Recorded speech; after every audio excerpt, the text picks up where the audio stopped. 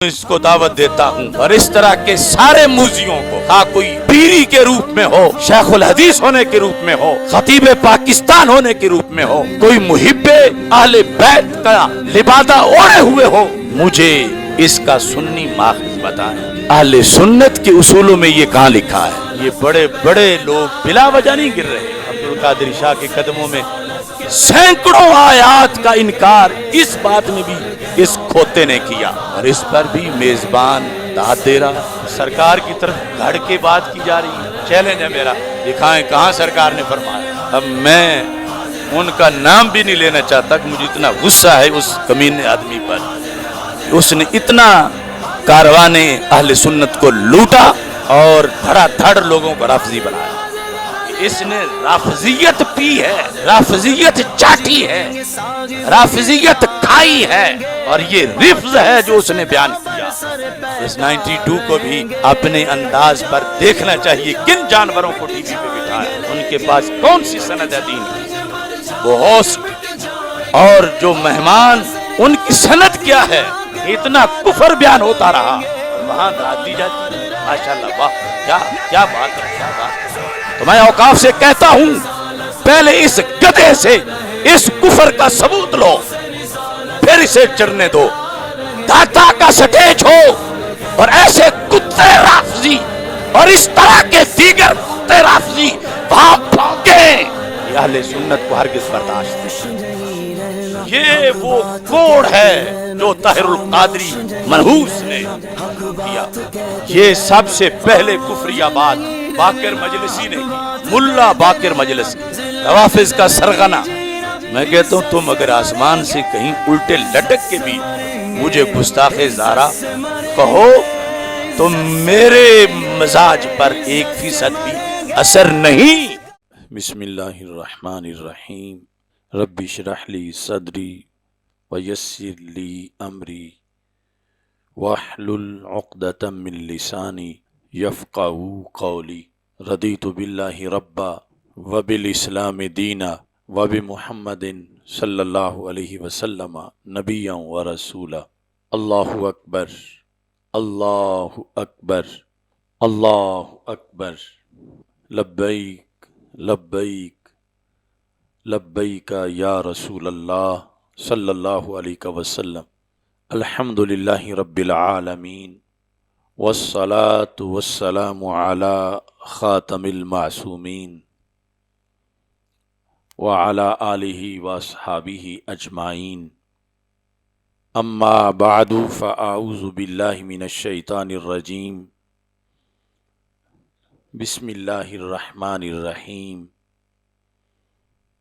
واقفوہم انہم مسئولون۔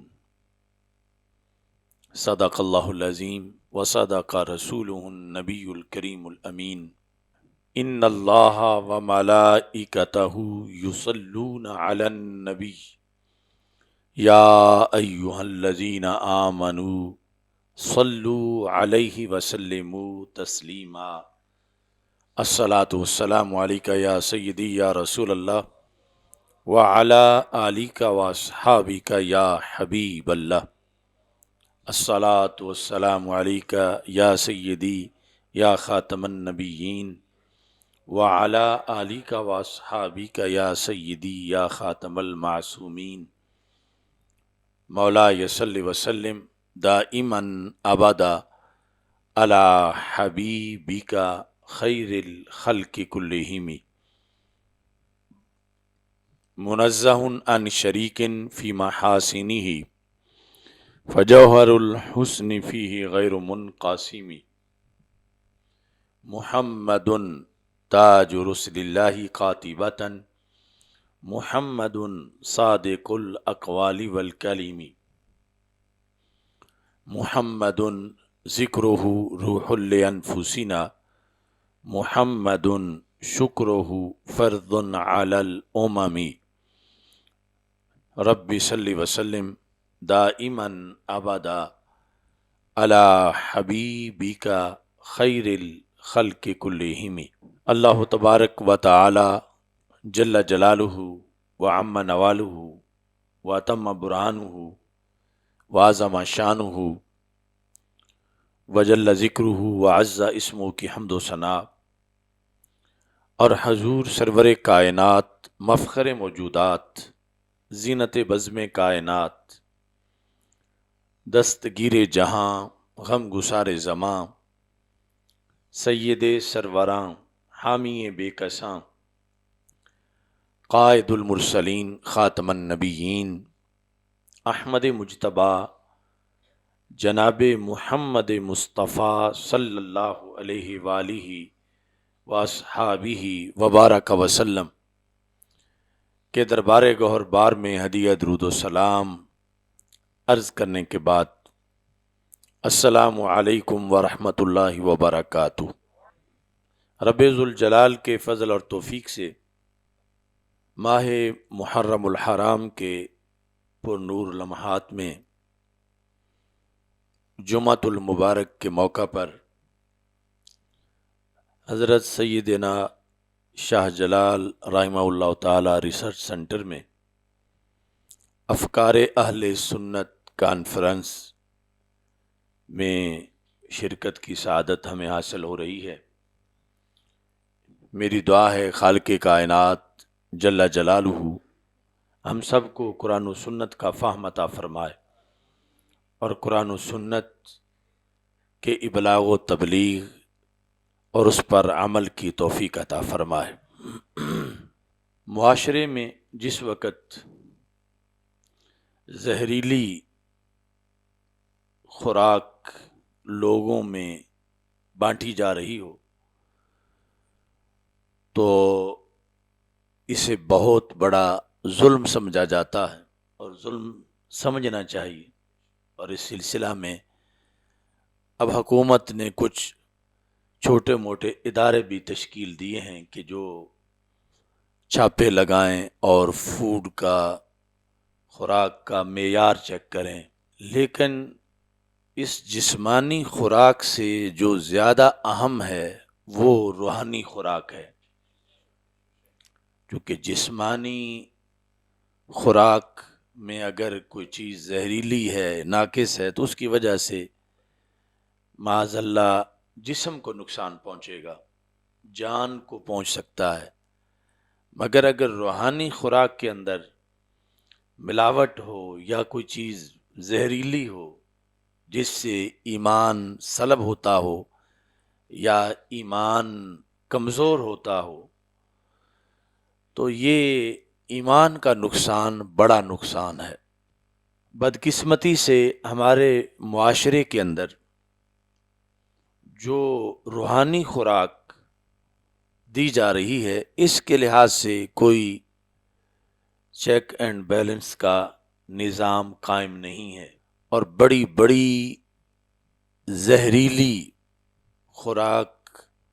خوراکیں ممبروں پہ، ٹیلی vision channels پر، مختلف یونیورسٹیوں میں، اداروں میں دن رات ہزاروں چینلوں پر وہ زہریلی خوراکیں تقسیم ہو رہی ہیں، اور لوگ اس کے نتیجے میں دھڑا دھڑ ایمانی اعتقادی بیماریوں میں مبتلا ہو رہے ہیں، اور کئی معاذ اللہ ایمانی طور پر موت کے گھاٹ اتر رہے ہیں۔ تو ہمارا یہ موضوع خصوصی طور پر اس وقت جو جلسوں کے اندر تبلیغ کی جا رہی ہے اس کے لحاظ سے ہے۔ ویسے تو جو لکھا جا رہا ہے رسائل کی شکل میں، جرائد کی شکل میں، الیکٹرانک اور پرنٹ میڈیا، ہزاروں حملے روزانہ کے تازہ ہیں، اور ان حملوں سے تحفظ کتنا ہو یہ تو دور کی بات ہے، تحفظ کی سوچ بھی مر چکی ہے۔ اگر کسی حملے سے بچنے کی صرف سوچ بندے میں زندہ ہو تو وہ پھر بھی کہیں نہ کہیں بچ لیتا ہے، لیکن وائے ناکامی متاع کارواں جاتا رہا، کارواں کے دل سے احساس زیاں جاتا رہا۔ یعنی بچنے کی تحریک ہی ختم ہو گئی کہ ہمیں بچنا ہے اور کس کس سے بچنا ہے اور کیسے ایمان بچانا ہے۔ غامدی جیسے لوگ، پرویز جیسے لوگ، ان کی فکر، ان سے بچاؤ، مرزا قادیانی کی گندی سوچ سے بچاؤ، یہ تو دور کی بات ہے۔ اس وقت اہل سنت کے نظام تبلیغ کے اندر ایسے ایسے ناسور موجود ہیں کہ ان کے ہوتے ہوئے مخالفین کو اور کچھ کرنے کی ضرورت ہی نہیں۔ اہل سنت کی کشتی کو ڈبونے کے لیے وہی مقررین کافی ہیں جن کو سنی سٹیجوں پر سنی سمجھ کے بلایا جاتا ہے اور سنا جاتا ہے۔ اہل سنت کی اس وقت حالت ایسی ہے کہ جیسے کشتی کہیں گہرے بھنور میں پھنس چکی ہو اور ہزاروں اس کشتی کو ڈبونا چاہتے ہوں، صرف چند اس کو بچانا چاہتے ہوں، اور پھر اس کشتی میں سوار جو ہیں وہ خود چھلانگ لگا کے طوفان میں گرنا چاہتے ہوں۔ تو ایسے میں کشتی بھی بچانا اور کشتی والوں کو بھی بچانا یہ بہت مشکل ہے۔ رسول اکرم نور مجسم شفیع معظم صلی اللہ علیہ وسلم کی ایک حدیث شریف جو فرض ہے کہ ہر سنی خطیب اس کو بیان کرے، ہر سنی پروفیسر، استاذ، مبلغ، ابھی خود وہ حدیث موضوع نہیں، صرف ابتداً اس کا ذکر کرنا چاہتا ہوں، جو حضرت مولا علی رضی اللہ تعالی عنہ روایت کرتے ہیں۔ مشکات شریف میں 6102 نمبر حدیث ہے، اور مسند امام احمد کی پہلی جلد میں بھی وہ موجود ہے کہ رسول اکرم صلی اللہ علیہ وسلم نے ارشاد فرمایا، فی کا مثل من عیسیٰ، اے علی تجھ میں ایک جھلک حضرت عیسیٰ علیہ السلام والی ہے۔ مثل وصف، آگے پھر اس کی رسول پاک صلی اللہ علیہ وسلم نے خود وضاحت کی۔ کون سی جھلک؟ ابغضتہ الیہود، کہ حضرت عیسیٰ علیہ السلام کے بارے میں دو طبقے جہنم میں پہنچے، ایک بذریعہ بغض اور دوسرے بذریعہ محبت۔ ابغضتہ الیہود، یہود نے حضرت عیسیٰ علیہ السلام سے بغض کیا، حتی باہت امہ، یہاں تک کہ ان کی امی جان مقدس سیدہ مریم سلام اللہ علیہا ان پر بھی بہتان لگا دیا، یہ کہہ کر کے عیسیٰ معاذ اللہ بن باپ پیدا نہیں ہوئے، فلاں چرواہا ان کا باپ ہے، اور اتنی بڑی گندی بات انہوں نے بغض عیسیٰ علیہ السلام میں کر دی۔ وَأَحَبَّتْهُ النَّصَارَى، دوسری طرف نصارہ نے پیار کیا، کرسچن جو ہیں، یہ بذریعہ پیار جہنمی بنے۔ کیسے؟ حتی انزلوہ بالمنزلۃ التی لیست لہ، یہاں تک کہ پیار کے اندر ہی حضرت عیسیٰ علیہ السلام کا وہ مقام ماننے لگے جو رب نے ان کو دیا ہی نہیں تھا، یعنی ان کو ابن اللہ ماننے لگے۔ ابن اللہ کہہ کر معاذ اللہ محبت کا، کہ ہمیں محبت میں کوئی نہیں روک سکتا، ہم محبت کر رہے ہیں۔ تو ہمارے معاشرے کے اندر یہ چیز بھی نقصان دہ ہے کہ ہم بغض اہل بیت یا بغض علی رضی اللہ تعالی عنہ کو تو جہنم کا باعث مانتے ہیں اور بغض علی سے بچنے کا درس دیتے ہیں، جو کہ دینا فرض ہے، لیکن دوسری طرف وہ محبت علی رضی اللہ تعالی عنہ جو جہنم جانے کا باعث بنتی ہے، اس حدیث کے روشنی میں ہم اس محبت کی نشاندہی نہیں کرتے۔ ہمارے ماحول میں محبت کی ایک ہی قسم سمجھی جاتی ہے کہ محبت اہل بیت جنت کی ٹکٹ ہے، جبکہ رسول اکرم صلی اللہ علیہ وسلم نے اس حدیث میں بتایا کہ محبت اہل بیت کی دو قسمیں ہیں، ایک جنت کی ٹکٹ ہے اور دوسری جہنم کی ٹکٹ ہے۔ کہا کہ اب اس میں جس کی محبت ہے اس کی پرسنالٹی میں کوئی فرق نہیں پڑتا۔ اب حضرت عیسیٰ علیہ السلام کو ابن اللہ کہہ کر جو جہنم جا رہے تھے، حضرت عیسیٰ علیہ السلام کو اس میں کیا دخل ہے؟ انہوں نے تو نہیں کہا کہ مجھے ابن اللہ مانو، اور انہیں جو ابن اللہ مانے اسے جہنم پھینکنے سے یہ بھی نہیں کہ ان کا کوئی مرتبہ ختم ہوتا ہے کہ ان کو جو ابن اللہ مانتے تھے انہیں جہنم میں کیوں پھینکا جا رہا ہے، کہ انہوں نے تو محبت ہی وہ کی ہے جو جہنم لے جاتی ہے۔ تو ہماری سوسائٹی کے اندر یہ اندھیر نگری ہے کہ حب علی، حب اہل بیت رضی اللہ تعالی عنہم کے اندر یہ کیٹاگری جو جہنم میں لے جانے والی محبت ہے۔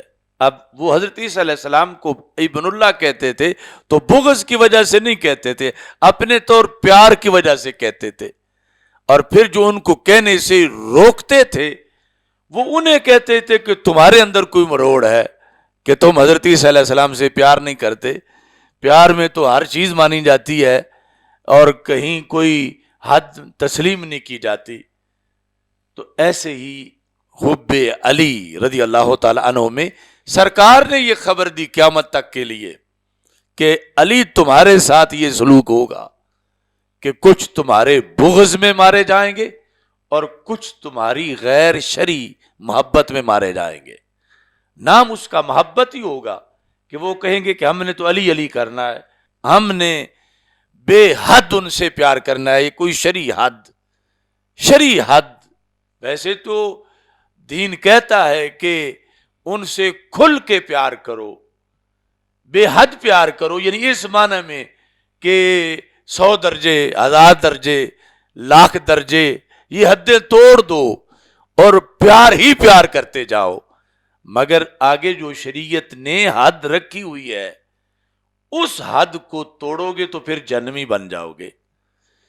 شریعت کہتی ہے کہ وہ نبی نہیں، شریعت کہتی ہے وہ اللہ نہیں، شریعت کہتی ہے وہ خلیفہ اول نہیں۔ اب جو کہتا ہے کہ ہم نے کسی کی نہیں ماننی، ہم نے بے حد شرعی کراس کر کے بھی ان سے پیار کرنا ہے اور ہم نے بچ جانا ہے، چونکہ مولا علی سے ہم پیار کر رہے ہیں تو وہ ہمیں بچا لیں گے۔ تو مولا علی رضی اللہ تعالی عنہ نے خود 14 صدیاں پہلے جب یہ حدیث لوگوں کو سنائی تو ساتھ یہ تقریر اپنی طرف سے بھی سنائی جو آج سنانا فرض ہے اس بندے پر جو علی والا ہے، اور جو علی کا دشمن ہے، علی کا مخالف ہے، وہ نہیں سنا سکتا۔ جیسے حضرت عیسیٰ علیہ السلام کو ابن اللہ کہنے والا عیسیٰ والا نہیں ہے، عیسیٰ کا باغی ہے، حضرت عیسیٰ علیہ السلام کا دشمن ہے۔ حضرت عیسیٰ علیہ السلام اس کا ہاتھ قیامت کے دن نہیں پکڑیں گے، اور اللہ عیسیٰ علیہ السلام کی وجہ سے حضرت عیسیٰ علیہ السلام کو ابن اللہ کہنے والے کے ساتھ کوئی نرمی نہیں کرے گا کہ چلو کوئی نہیں، میرے نبی کی شان ہی بیان کر رہا تھا۔ جب وہ حد کراس کر گیا ہے تو اس میں عیسیٰ علیہ السلام جب خود بیزار ہیں، ناراض ہیں، تو اللہ کیسے ان کی وجہ سے کسی کو کوئی چھوٹ دے؟ تو اس بنیاد پر حضرت مولا علی رضی اللہ تعالی عنہ نے اسی حدیث میں آگے موجود ہے، مشکات شریف میں بھی، مسند امام احمد میں بھی، کہ حضرت مولا علی رضی اللہ تعالی عنہ نے یہ 6102 نمبر جو حدیث ہے اس میں فرمایا، یہلک فی رجلان، میرے بارے میں مولا علی نے اپنی طرف یہ حدیث پہلا حصہ بیان کر کے فرمایا، یہلک فی رجلان، میرے بارے میں 2 قسم کے لوگ ہلاک ہو جائیں گے، یعنی ان کی ایمانی ہلاکت ہوگی، اگرچہ دنیا میں ویسے چل پھر رہے ہوں گے لیکن ایمانی طور پر وہ زہر وہ کھا گئے ہیں کہ جس کی وجہ سے ایمان سلامت نہیں رہے گا۔ کون سا؟ پہلے نمبر پر آپ نے ذکر ہی محب کا کیا، محب مفرط یقرضنی بما لیس فی، میری وجہ سے میرا وہ محب ایمانی موت مر جائے گا۔ محب مفرط، مفرط ہے کہ محب ہونے کے ساتھ ساتھ شریعت کی حدیں بھی توڑتا ہے، اور میری محبت کی آڑ میں شریعت سے بغاوت کرتا ہے، اور کہتا ہے کہ محبت علی میں ہم جو کہیں، قرآن پر ان کو فضیلت دیں، ان کو نبیوں پر فضیلت دیں، انہیں اللہ کہیں معاذ اللہ، ان کو خلیفہ بلا فصل کہیں معاذ اللہ، ہم جو بھی کہیں، چونکہ محبت ہے اور اہل بیت کی محبت جنت کی ٹکٹ ہے۔ تو مولا علی کہتے ہیں جس نے یہ افراط والی محبت مجھ سے کی، کہ جس محبت میں شریعت کو سامنے نہیں رکھا اور شریعت کی حدیں پھلانگ کے اس نے مجھ سے پیار کیا، فرمایا پہلے نمبر پر تو یہ جہنم میں جائے گا۔ دو طبقے جو میری وجہ سے ہلاک ہوں گے، ایک محب مفرط، محب کے ساتھ مفرط کی قید لگا کے تو خود دو قسمیں بتا دیں کہ ایک محب علی وہ ہے جو غیر مفرط ہے، دوسرا محب علی وہ ہے جو مفرط ہے۔ اور آج آپ بتائیں کہ کون اس جہان میں یہ معیار بتا رہا ہے کہ محب مفرط کون ہے اور محب غیر مفرط کون ہے؟ یعنی یہاں تو صرف محب کی ایک ہی قسم مانی جا رہی ہے، دوسری قسم ہی نہیں مانی جا رہی۔ تو جیسے بغض والے کا رد ضروری ہے، ناسبی کا، خارجی کا رد ضروری ہے کہ اس وجہ سے جہنم ملتی ہے، تو اتنا ہی تو اس محب کا رد بھی ضروری ہے کہ جو محب جس کا رد خود مولا علی کر کے گئے ہیں کہ میرا محب، مگر ہے کیا؟ مفرط، حد سے بڑھنے والا۔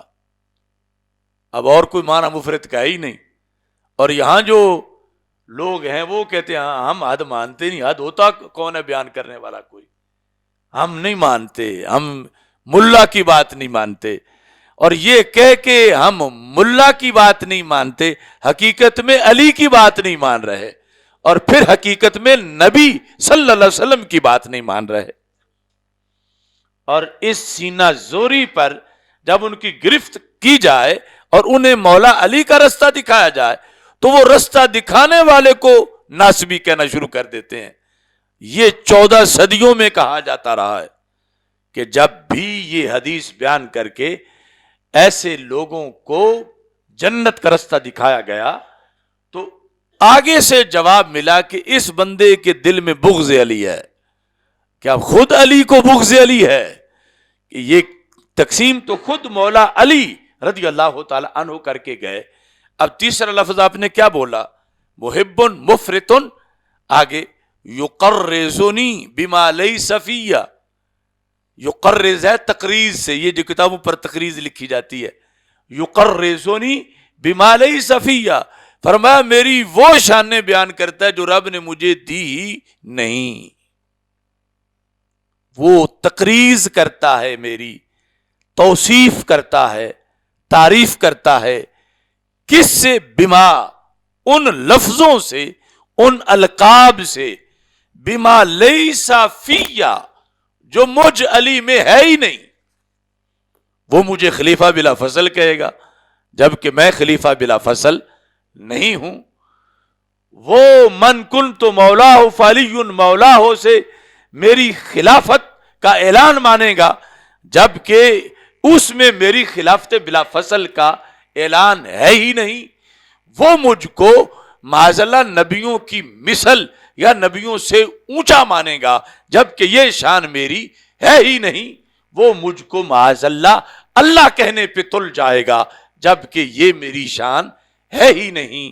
تو یہ وہ لوگ ہیں جو محبت کے ٹائٹل میں جہنم میں جائیں گے، ہوں گے محب علی مگر مفرط، ٹھکانہ جہنم۔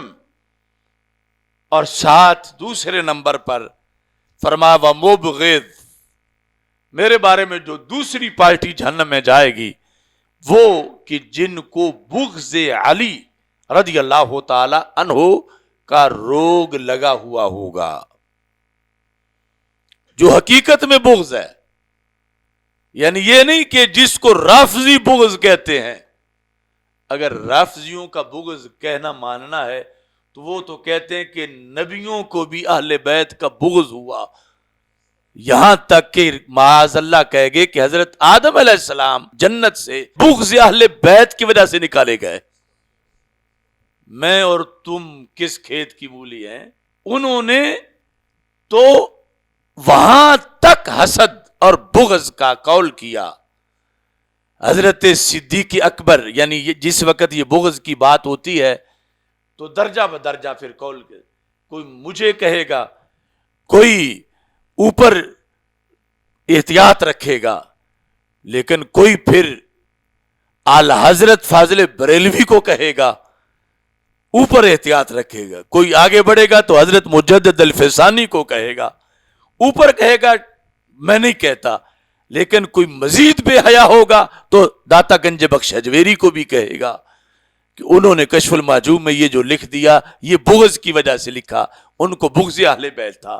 کوئی آگے بڑھے گا تو حضرت عمر فاروق رضی اللہ تعالی عنہ اور حضرت ابوبکر صدیق رضی اللہ تعالی عنہ کے بارے میں کہے گا کہ یہ جو کچھ وہ کرتے رہے معاذ اللہ، حسد تھا انہیں اہل بیت کا اور بغض تھا۔ اور ان کمینوں کی جو کتابیں میرے پاس پڑھی ہیں انہوں نے تو اپنی تفسیروں میں لکھا ہے، مذہب کے اصول میں لکھا ہے کہ حضرت آدم علیہ السلام کو جو جنت سے نکالا گیا تھا تو اس کا سبب بغض اہل بیت تھا معاذ اللہ، اور اس کا سبب حسد اہل بیت تھا۔ اب یہ تانا، کوئی اس تانے سے بچنے کے لیے حق بیان کرنا چھوڑے تو اسے سوچنا چاہیے کہ اس سے تو نبی بھی نہیں بچ سکے، یعنی مقابل اتنا بے حیا ہے کہ وہ اس نے بغض اہل بیت کا الزام نبیوں پہ لگایا، صدیقوں پہ لگایا، صحابہ پہ لگایا، ولیوں پہ لگایا۔ ہماری کیا حیثیت ہے؟ تو ہمیں اللہ کے ساتھ اپنا معاملہ درست رکھنا ہے، ہمیں رسول پاک صلی اللہ علیہ وسلم کے ساتھ اپنا معاملہ درست رکھنا ہے، ہمیں مولا علی حسنین کریمین سیدہ فاطمۃ الزہرا رضی اللہ تعالی عنہم کے ساتھ اپنا معاملہ درست رکھنا ہے کہ دل میں کسی کونے کے اندر کوئی بغض کا کروڑواں حصہ بھی نہ ہو۔ لیکن ہمیں یہ نہیں سوچنا کہ ہمیں اس دنیا کے اندر یہ سارے طبقے مان جائیں کہ واقعی یہ محب اہل بیت ہیں، یہ قیامت تک بھی نہیں مانیں گے جب تک کہ ہم ان کی طرح صحابہ کو گالیاں دینا معاذ اللہ شروع نہ کر دیں، اس وقت تک یہ نہیں مانیں گے۔ یعنی اگر ایمان بچانا ہے تو پھر وہ ضرور تمہیں یہ بغض کا تانا دیں گے، اور اگر ایمان نہیں بچانا تو پھر یہ ان کے ہاتھوں سے تمہیں محبت اہل بیت کی سند مل سکتی ہے، وہ بھی کچھ وقت کے لیے، جب تک کہ اگلا ایک مرحلہ وہ پاس نہ کروانا چاہتے ہوں۔ تو اس بنیاد پر دھڑا دھڑ مفتی، عالم، فاضل، خطیب، نقیب، نعت خان، پیر اس روش میں چھلانگے لگاتے جا رہے ہیں رفض کے اندر کہ جب وہ ہمیں گستاخ زارہ کہتے ہیں تو ہم سے برداشت نہیں ہوتا، جب وہ ہمیں گستاخ اہل بیت کہتے ہیں تو ہم سے برداشت نہیں ہوتا، جب وہ ہمیں گستاخ علی کہتے ہیں تو ہم سے برداشت نہیں ہوتا، ہم ان کا تانا نہیں سن پاتے، لہذا ہم ان کے ساتھ جا کے کھڑے ہو رہے ہیں۔ تو یہ تانا آسان ہے سن لینا جو جھوٹا تانا ہے، لیکن جہنم کے چند شعلے بھی بڑے سخت ہیں جو ادھر جانے میں یقیناً ملیں گے کہ کہ مولا علی رضی اللہ تعالی عنہ نے رسول پاک صلی اللہ علیہ وسلم سے حدیث سنی اور پھر خود اپنی طرف سے آگے اس کی وضاحت کی کہ میرے لحاظ سے دو طرح کے لوگ جہنم میں جائیں گے۔ اللہ کا کروڑوں بار شکر ہے کہ ہمارے اکابر نے ہمیں جو تیسرا طبقہ ہے جو مولا علی کی وجہ سے جنت میں جائے گا، ہمیں اس طبقے کا رستہ دیا ہے جس کو اہل سنت و جماعت کہا جاتا ہے۔ ناسبی اور خارجی بغض علی، بغض سیدہ فاطمہ، بغض حسنین کریمین رضی اللہ تعالی عنہم کی وجہ سے جہنم جائیں گے، اور روافض حب افراط یعنی حب غیر شرعی کی بنیاد پر جہنم کا ایندھن یقیناً بنیں گے۔ اہل سنت کا ہے بیڑا پار، اصحاب حضور نجم ہیں اور ناؤ ہے عطرت رسول اللہ کی۔ اس تمہید پر آج جو تقریریں کی جا رہی ہیں ان میں خطبہ کے کئی درجے ہیں۔ ایک وہ ہیں کہ جنہوں نے کسی مدرسہ کا دروازہ دیکھا ہی نہیں اور سنی سنائی سے پہلے کچھ دن نعت خوان رہے، پھر نعت خوانی سے نقیب بنے، پھر نقیب سے خطیب بنے۔ دوسرا وہ طبقہ ہے کہ جو 2-3 سال جاتے رہے اور پھر آگے اردو کی کتابوں سے تقریریں کرنا شروع کر دیں، اور جب آواز اچھی تھی تو پھر آگے پڑھنا نصیب ہی نہیں ہوا۔ تیسرا طبقہ وہ ہے جو پورا درس نظامی پڑھے ہوئے ہیں لیکن پڑھے ہوئے برائے نام ہیں، یعنی وہ کتابوں کی عبارت نہیں پڑھ سکتے، اصل عربی کتابوں کا مطالعہ نہیں کر سکتے، اپنے ائمہ نے جو کچھ لکھا ہے نہ ان کی وہاں تک اپروچ ہے اور نہ اپروچ کر سکتے ہیں، رسائی ان کی ہو سکتی ہے۔ اب یہ 3 طبقے تو ویسے ہی ان کے نیچے جڑے ہی نہیں، ان کو بن پیندہ لوٹا کہو یا کوئی دیگ کہو، کیونکہ کچھ دیگ نما بھی ہیں ان میں، اہل سنت کے خطیبوں میں۔ اب ایک اس سے پھر اگلا درجہ ہے کہ جن کو کتابوں سے تعلق ہے، عربی پڑھ لیتے ہیں، پڑھاتے بھی ہیں مدارس میں، یہاں بھی جا کے 2 کیٹیگریز ہیں۔ لیکن میں ابھی جو بات بتا رہا ہوں وہ کہ جو مدرسے جاتے رہے ہیں اور انہیں یہ دعویٰ ہے کہ ہم پورا درس نظامی پڑھے ہوئے ہیں، بلکہ اپنے نام کے ساتھ اعزازی طور پر کلمے خود مفتی بھی لکھ لیتے ہیں، اور پھر اہل سنت کے سٹیجوں پر ایک لمبی تاریخ سے وہ رفض پھیلا بھی رہے ہیں، اور ہر جگہ اپنے آپ کو نوکر زہرا اور نوکر علی رضی اللہ تعالیٰ عنہ کر کے پیش کرتے ہیں، سادات کے ادب کی بڑی تلقین کرتے ہیں، اور قرآن و سنت سے کھل کے بغاوت کرتے ہیں۔ نہ ان کو وہ مدرسے والے سمجھاتے ہیں جس کا وہ نام لیتے کہ ہم وہاں پڑھتے رہے ہیں، نہ ان کو کوئی پیر سمجھاتا ہے کہ یہ تم کیا بکواس کر رہے ہو، نہ ان کو کوئی چینل پہ بیٹھا میزبان اور ہوسٹ کہتا ہے، بلکہ اکثر چینلوں پر تو مجلس ستائش باہمی ہوتی ہے کہ جتنا بڑا جھوٹ بولتا ہے میزبان اتنا زیادہ اس کو داد دیتا ہے، اور جلسوں کے اندر بھی ایسا ہوتا ہے۔ مدارس کے ذمہ دار مفتی جو کہ باقاعدہ جانتے ہیں کہ یہ سب بغاوت ہو رہی ہے، وہ بھی بہت سے اس لیے چپ کر جاتے ہیں کہ ان کی اپنی کوئی مجبوری ہے کہ اگر بولیں گے تو وہ آگے سے ان کو ننگا کر دے گا، یا کم از کم یہ مجبوری تو ضرور ہے کہ اگر بولیں گے تو وہ کہے گا کہ یہ دیکھو یہ فلاں مدرسہ کا شیخ الحدیث تو ہے ہی ناسبی، چوری اس کی پکڑی گئی لیکن اس نے اپنی چوری کے بغض میں آ کر اپنے استاذ کو ناسبی بنا دیا، اور اس لیے پھر کچھ شریف لوگ تو بولتے ہی نہیں کہ کیوں اپنے آپ کو گستاخ زہرا کہلوانا ہے، کیوں آپ کو اپنے آپ کو گستاخ اہل بیت کہلوانا ہے، اور یہ ہر کسی کا کلیجہ ہے بھی نہیں کہ جو صرف اس ڈر سے اللہ کے دین پر ظلم ہوتا دیکھ لے مگر بولے نہیں، کہ اگر میں بولا تو یہ چور جو خود ہے مجھے بھی چور کہے گا، اگر میں نے اس کا پردہ چاک کیا تو یہ ہر جگہ اور اس کے لونڈے اور اس طرح کے دوسرے کتنے وہ میرے خلاف بولیں گے۔ اس طرح کچھ لوگ، یہ ایک طبقہ اس وقت اہل سنت میں نجی محفلوں میں کہتے ہیں کہ ظلم ہو گیا، لٹ گیا سب کچھ، دین برباد ہوتا جا رہا ہے، لوگ بھی نجی محفلوں میں کہتے ہیں، مگر ہم کیا کر سکتے ہیں، ہماری کون سنتا ہے؟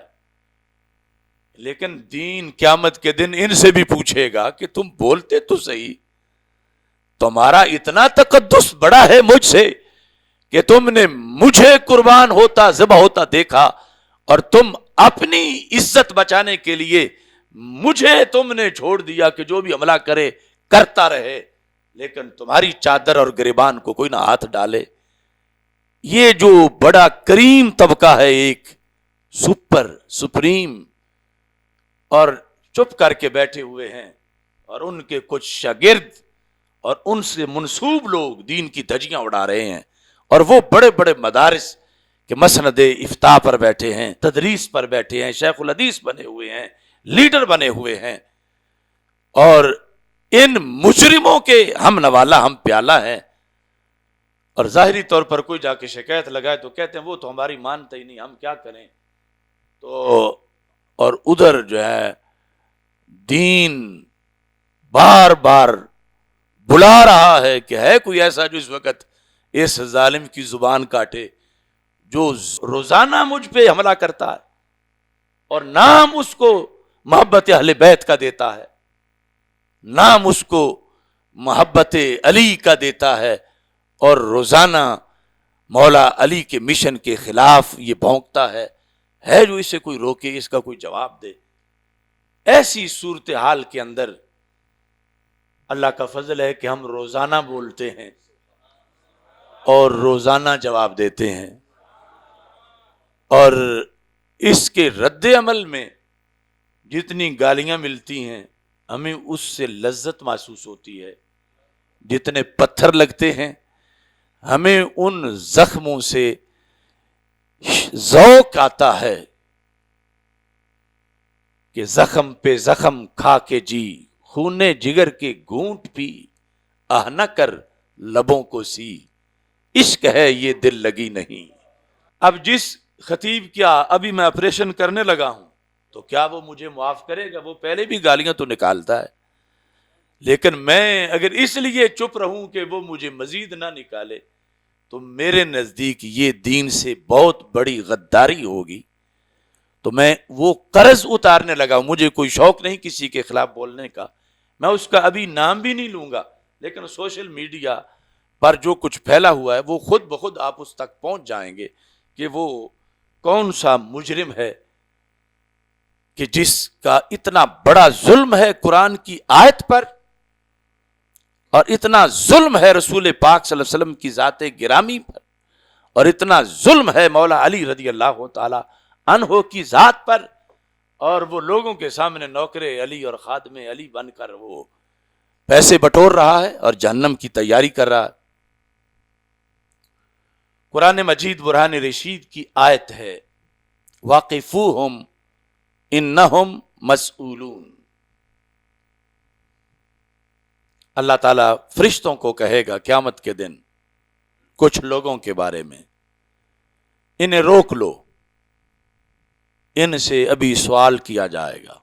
یہ آیت ہے، اس کی تفسیر خود قرآن میں ہے، اس کی تفسیر زبان رسالت صلی اللہ علیہ وسلم نے خود فرمائی ہے، اس کی تفسیر صحابہ نے کی ہے، سند سے آئی ہے، ہزاروں کتابوں میں ہے، لیکن ایک کمینہ سنی خطیب اس کی تفسیر وہ کرتا ہے جو روافض شیعوں نے غالیوں نے اپنی تفسیر میں لکھی ہے،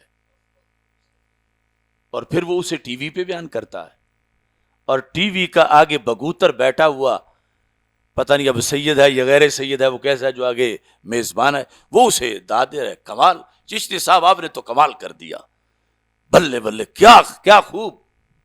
اور عام مجمع میں جو بگوتر بیٹھے ہوں، نوجوان یا کوتوان، وہ تو ہو سکتا ہے کہ چشتی صاحب کو اسی وقت اٹھا کے کندھوں میں بٹھا لیں کہ کیا شان علی تم نے بیان کر دی ہے. اور وہ جو کر رہا ہے وہ ہے فَلْيَتَبَوَّأْ مَقْعَدَهُ مِنَ النَّارِ، کہ رسول پاک صلی اللہ علیہ وسلم نے فرمایا جو یہ کرے وہ اپنا ٹھکانہ جہنم میں بناتا ہے. اب قرآن مجید کی ان آیات کو میں ماقبل سے پڑھ کے آپ کے سامنے پیش کرتا ہوں کہ اس بات کی کوئی گنجائش ہی نہیں بنتی. قرآن کہہ رہا ہے، یہ سورہ والصافات ہے، اس میں اب تفسیر جلالین کے لحاظ سے میں جو مختصر تفسیر بھی ساتھ بتاؤں گا. احشر الذین ظلموا، اللہ فرمائے گا فرشتوں کو قیامت کے دن کہ یہ لوگ جنہوں نے ظلم کیا ہے نا، ان کو اکٹھا کرو. ظلم کیا کیا ہے یہاں پر جلالین میں جو ہے وہ یہ ہے انفسہم بالشرک، جنہوں نے اپنی جانوں پہ ظلم کیا. کس طرح کہ مشرک ہوئے، یعنی مشرک ان کو اکٹھا کرو جنہوں نے جانوں پہ ظلم کیا. اور ساتھ وَأَزْوَاجَهُمْ، ازواجہم کیا ہیں؟ قرناءہم من الشیاطین، کہ ان کے جو شیطانی ساتھی ہیں ان کو بھی ان کے ساتھ جمع کرو. یہ ازواج کا مطلب ہے وہاں پر مشرکوں کو اور مشرکوں کے اتحادیوں کو اکٹھا کرو. اب یہ اے ٹو زیڈ سارے مفسرین اسی پر ہیں، چونکہ اور گنجائش ہی نہیں. پیچھے ذکر جو ہے وہ سارا یہی آ رہا ہے مشرکین کا، کہ ان کے لیے قیامت کے دن کیا کیا صورتحال ہوگی. پھر وَمَا كَانُوا يَعْبُدُونَ مِن دُونِ اللَّهِ، ان کے ساتھ ان کے معبودوں کو بھی اکٹھا کرو جن کو یہ اللہ کو چھوڑ کر پوجتے تھے، انہیں بھی. اب یہاں تک آیت کو اگر دیکھیں تو پتہ چل رہا ہے کہ یہاں مسلمانوں یا مسلمانوں کے کسی طبقے کا اگلا معاملہ نہیں آ رہا.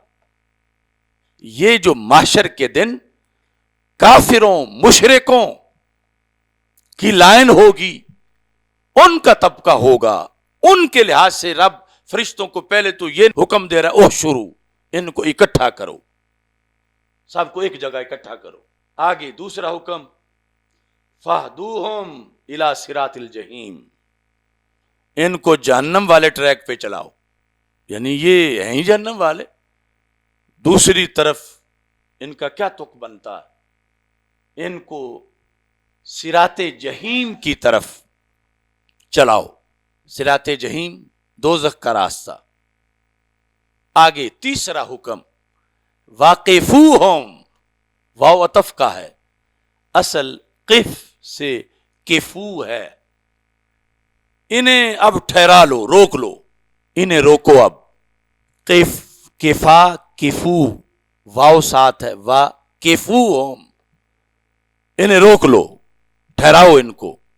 یعنی مجرد مزید کے معنی میں اوقفوہم، ان کو روکو. اب کیوں روکو؟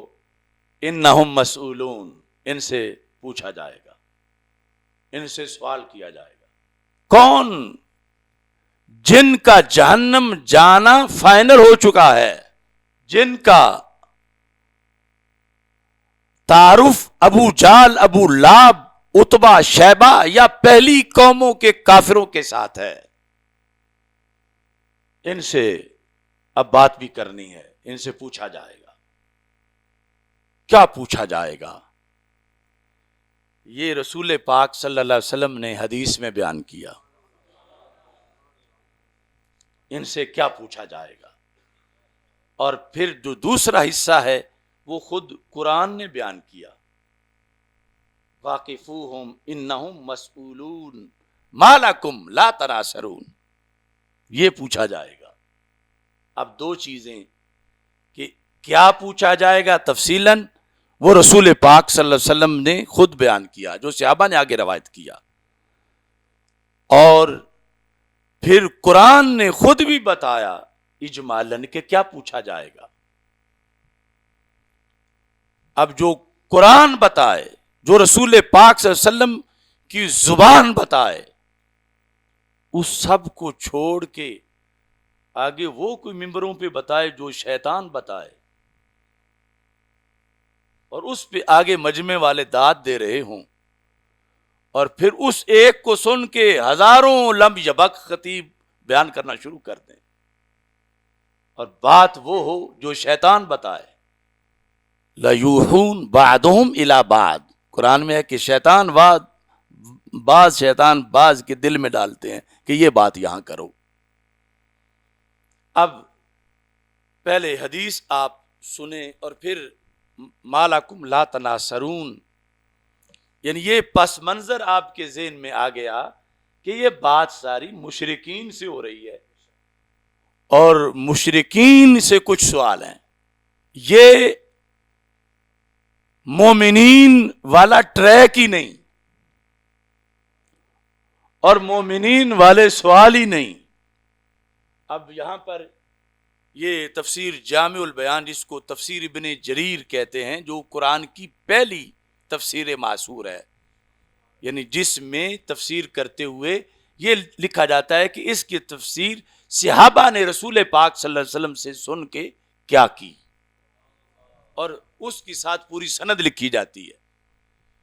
تو یہاں پر حضرت ابو زعرا حضرت عبداللہ رضی اللہ تعالیٰ عنہ سے روایت کرتے ہیں، پوری سند ہے، اور یہ حدیث نمبر 22,469 ہے، اور اوپر یہ ٹائٹل ہے واقفوہم انہم مسئولون، کہ اس کی تفسیر سرکار نے صحابہ کو کیا پڑھائی.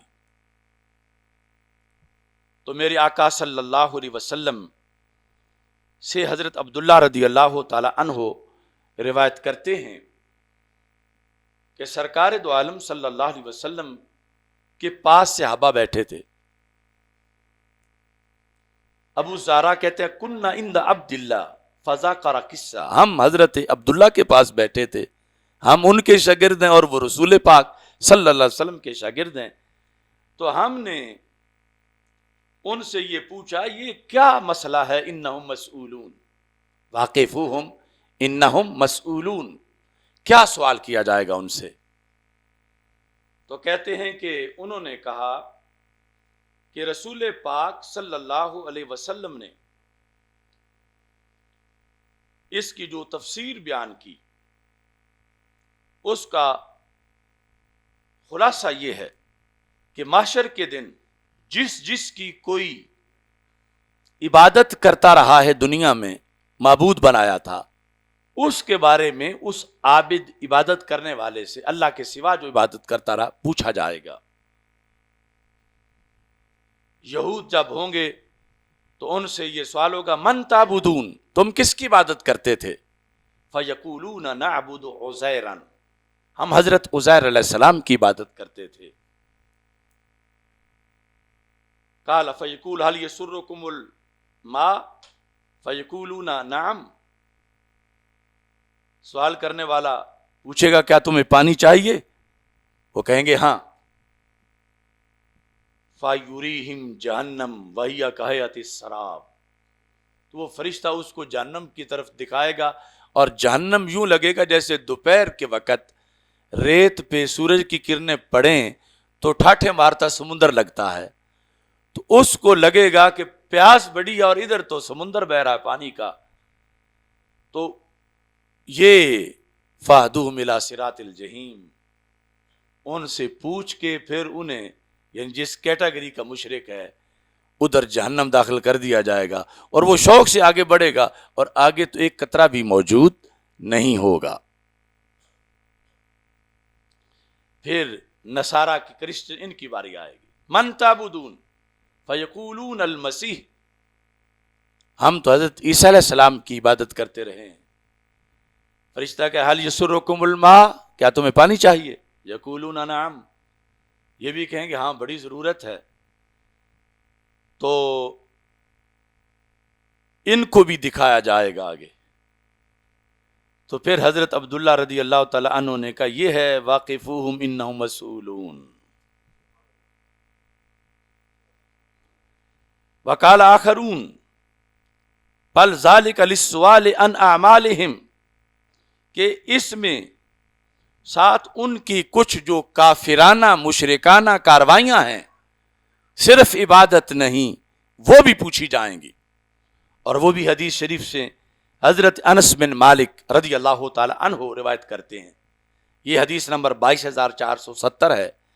کہتے ہیں کہ سمعت رسول اللہ صلی اللہ علیہ وسلم یقول ایما رجل دعا رجلا الی شیء کان موقوفا لازما به لا یغادرہ ولا یفارقہ، کہ جس بندے نے بھی دنیا میں دوسرے کو جس برائی کی دعوت دی کہ چلو فلاں بد عقیدہ خطیب کے پاس آ کے جمعہ پڑھتے ہیں، چلو سینما دیکھنے چلتے ہیں، چلو معاذ اللہ فلاں حرام کام کے لیے چلتے ہیں، جس نے بھی کسی دوسرے کو کسی برائی کی دعوت دی. اور یہ جو لفظ میں نے جمعے کے لحاظ سے بولا یہ ایک مثال کے ضمن میں، ورنہ ان سے جو پوچھا جائے گا جو ان کی مشرکانہ کافرانہ سرگرمیاں تھیں، شیطانی کام، ان کے لحاظ سے. تو سرکار فرماتے ہیں کان موقوفا لازما بہ، اس دن اگرچہ یہ ایک دوسرے کے دشمن بنے ہوں گے کہ اس کمینے نے تو مجھے گمراہ کیا تھا، لیکن وہاں ان کو اکٹھا کر دیا جائے گا اور انہیں ٹھہرایا جائے گا، رکو تم سے پوچھنا ہے. اور کوئی داعی جس کو اس نے دعوت دی تھی اس سے جدا نہیں ہو سکے گا. ثم قرأ، پھر سرکار دو عالم صلی اللہ علیہ وسلم نے یہ آیت پڑھی. یہ ہے مطلب واقفوہم انہم مسئولون، کہ انہیں ٹھہراؤ، جہنم کے ٹریک پہ چلنے والوں کو ٹھہراؤ، ابھی ان سے پوچھا جائے گا. اچھا جی، اب اس کے ساتھ دوسرا جو تفسیر در منصور میں ہے، جلد نمبر 7 ہے، وہ ابن جریر کی جلد نمبر 12 تھی، جلد نمبر 7 یہ بھی تفسیر مأثور ہے، یعنی جو سند کے ساتھ بیان کی جاتی ہے کہ اس لفظ کا مطلب سرکار دو عالم صلی اللہ علیہ وسلم نے کیا بیان کیا یا صحابہ نے کیا بیان کیا سن کر، تو یہ بھی تفسیر مأثور ہے.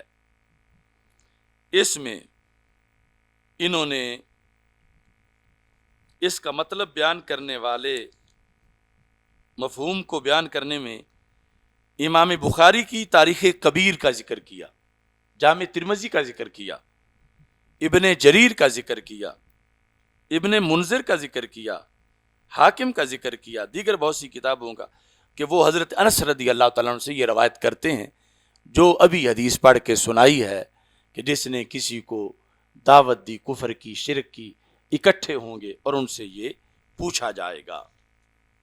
حضرت امام رازی تفسیر کبیر کے اندر جلد نمبر 13 وہ کہتے ہیں کہ یہ سوال واقفوہم انہم مسئولون قیل عن اعمالہم، کہ دنیا میں انہوں نے مسلمانوں کو کتنا ستایا، کس حد تک دین کے خلاف انہوں نے شرنگیزیاں کی، قرآن کے خلاف، فی الدنیا و اقوالہم، جو انہوں نے بکواس کی ہے دین کے خلاف، ان سے پوچھا جائے گا. اور بعض نے کہا کہ وہ پوچھا جائے گا جو خود قرآن دوسرے مقام کی کہتا ہے الم یاتکم رسل منکم، کیا تمہارے پاس رسول نہیں گئے تھے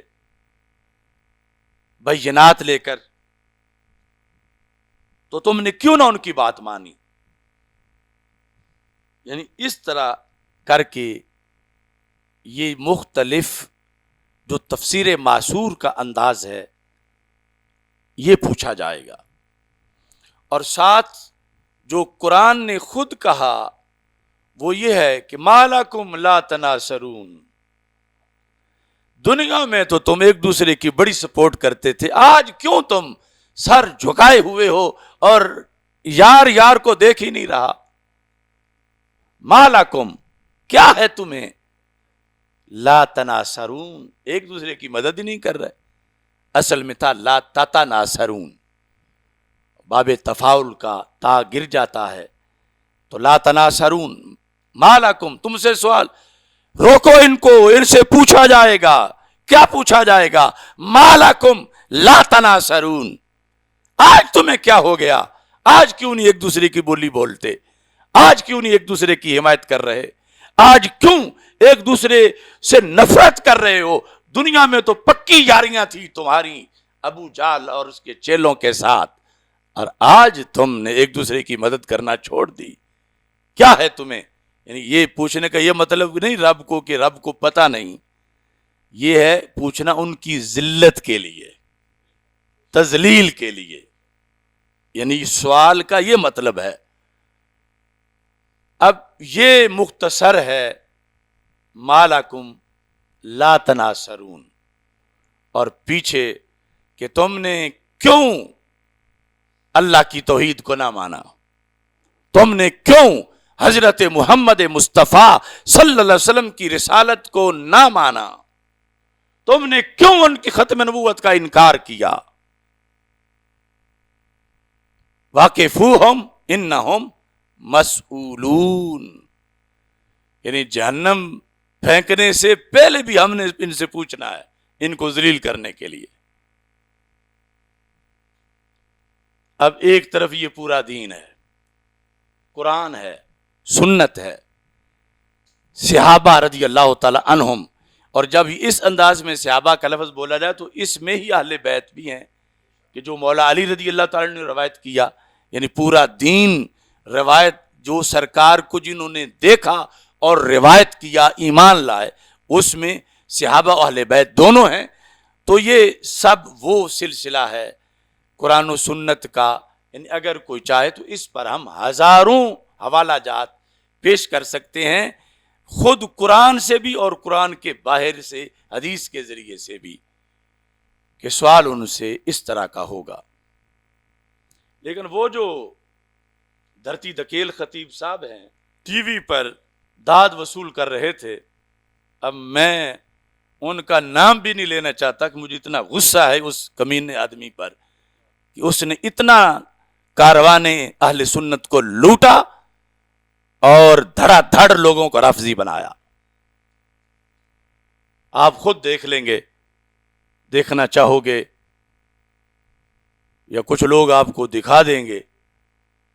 अच्छा, वो कहता क्या है लोगों का, यानी पहली गलती तो ये है कि वो ये सवाल अहले जन्नत वाली लाइन से करवा रहा है। पीछे आयात काफिरों के बारे में आई हुई हैं और वो ये सवाल मोमिनों से करवाना चाहता है। तो कितना बड़ा दज्जाल है, कुरान से कितनी बड़ी खयानत है।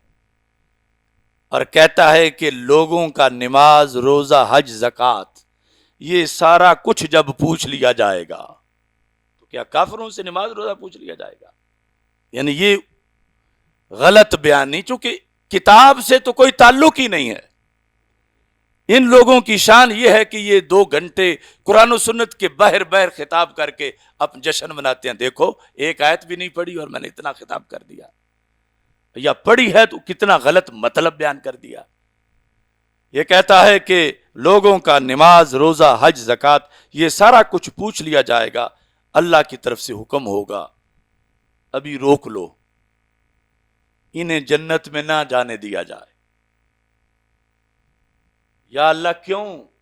सारे आमाल का तो पूछ लिया गया।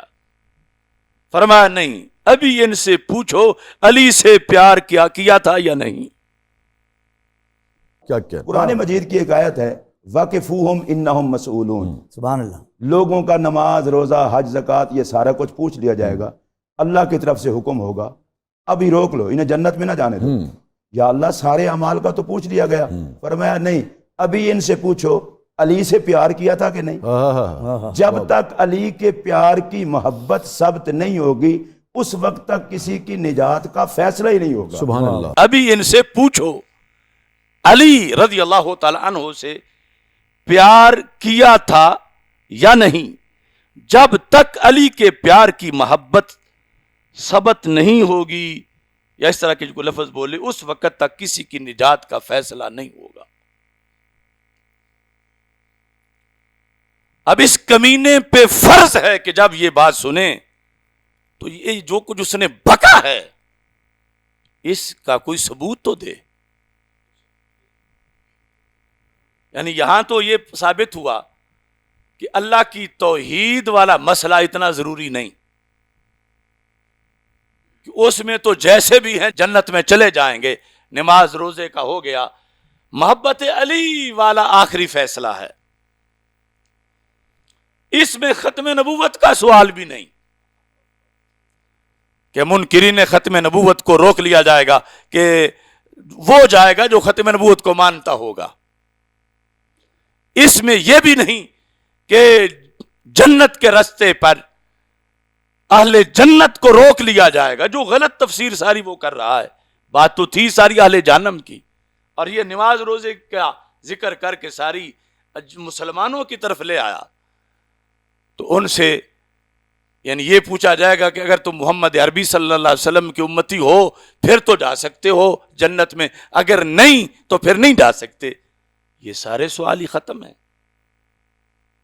اور صرف یہ معیار، اور وہ بھی قرآن کے ذریعے، واقفوہم انہم مسئولون، ان سے پوچھا جائے گا کہ مولا علی رضی اللہ تعالی عنہ سے پیار تم کتنا کرتے تھے؟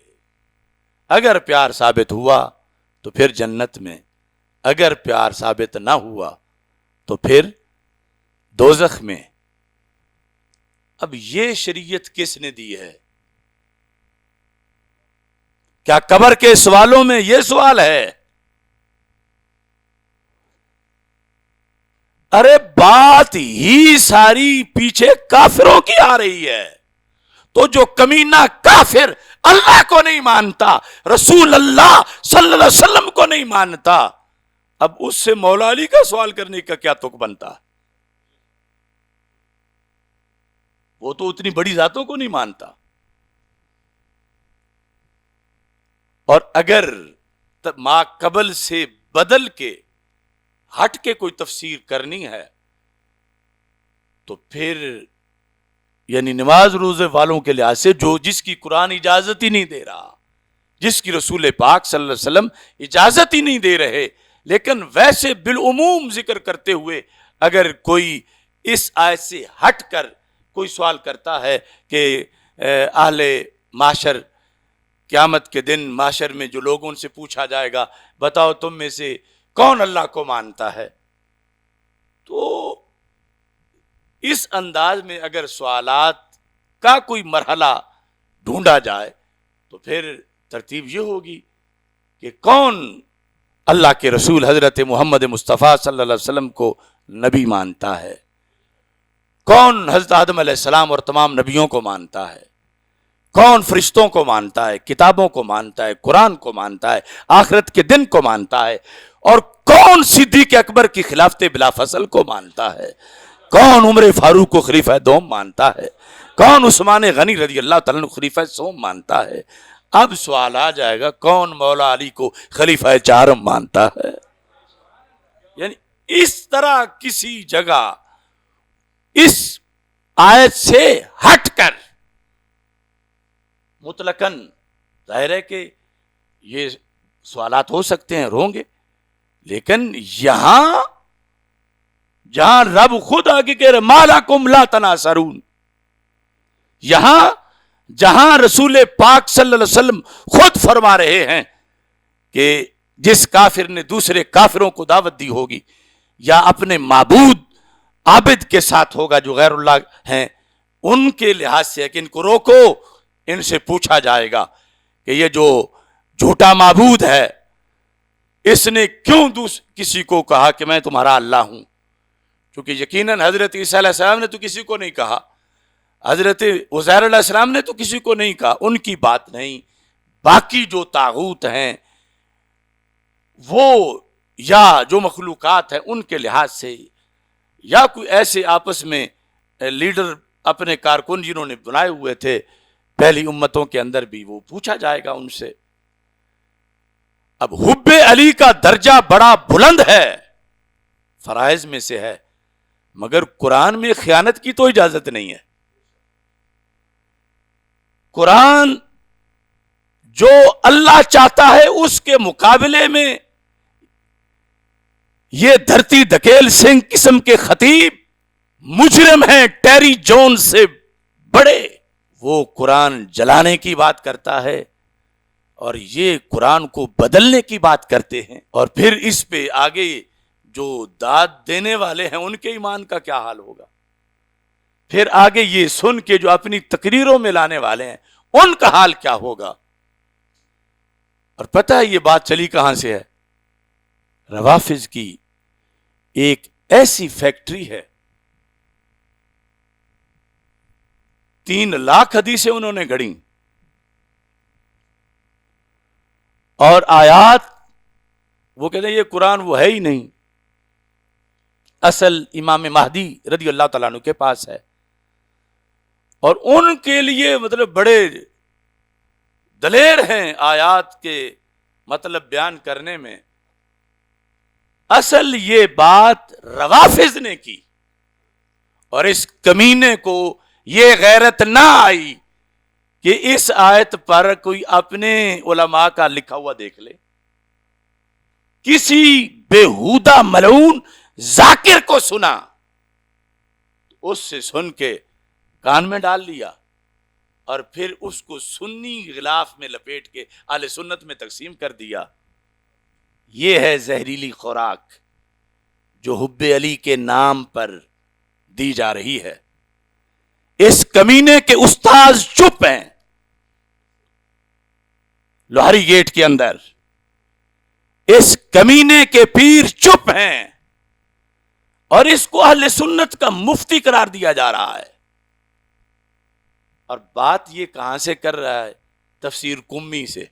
اب چند تفاسیر اہل سنت کی آپ کے سامنے پیش کی، کیونکہ ہماری ڈیوٹی ہے جگر پگھلا کے بھی ڈھونڈنا ہے چوری کی تو کہاں سے کی اور کون تھا جس نے چور کو مواد فراہم کیا، کون تھا جس نے نقب لگوانے میں ساتھ دیا. یہ ہے تفسیر قمی، قم جو ایران میں، قمی تفسیر قمی، ابو الحسن علی بن ابراہیم قمی، یہ روافظ کا 3 صدی ہجری کا امام ہے روافظ کا. اس نے اس تفسیر کے اندر یہ 570 صفحہ ہے. واقفوہم انہم مسئولون، کیا کہتا ہے؟ یعنی خانہ ساز تفسیر، کفر سے لبریز، منافقت سے بھرپور، جہنم کے حصول کا بہترین طریقہ. واقفوہم انہم مسئولون. مسئولون کے بعد کیا لکھتا ہے؟ ان ولایت امیر المومنین علیہ السلام، کہ مولا علی رضی اللہ تعالی عنہ کی ولایت، محبت، ولا، عشق، پیار، ان کے بارے میں کہا جائے گا روکو ان کو، روکو ان کو، روکو ان کو. ان سے بھی پوچھنا ہے کہ علی سے پیار کتنا کرتے ہو. اگر تم نماز روزے میں کامیاب بھی ہو گئے ہو، توحید میں کامیاب بھی ہو گئے ہو، رسالت کے عقیدے میں کامیاب بھی ہو گئے ہو، لیکن فیصلہ ابھی نہیں ہوا. فیصلہ ہوگا تو اس بات پر ہوگا کہ تم مولا علی رضی اللہ تعالیٰ عنہ سے پیار کتنا کرتے. اب رافضی کا تو رفض یہی کہتا ہے، ان کا تو جب سے تشیع بنا ہے یہی دین ہے. وہ ایک آیت نہیں، ہر آیت جو فضیلت والی ہے وہ مولا علی رضی اللہ تعالیٰ عنہ کے بارے میں ہے. ہر آیت، ہزارہا مقامات پر وہ بار بار جہاں بھی اسلام دشمنوں کی بات ہوگی وہ کہیں گے نازلت فی ابی بکر و عمر و عثمان رضی اللہ تعالیٰ، معاذ اللہ ساتھ لفظ لعنت ملی ہر جگہ. اور جہاں بھی کوئی فضیلت والی بات ہوگی وہ کہیں گے مولا علی رضی اللہ تعالیٰ عنہ کے بارے میں.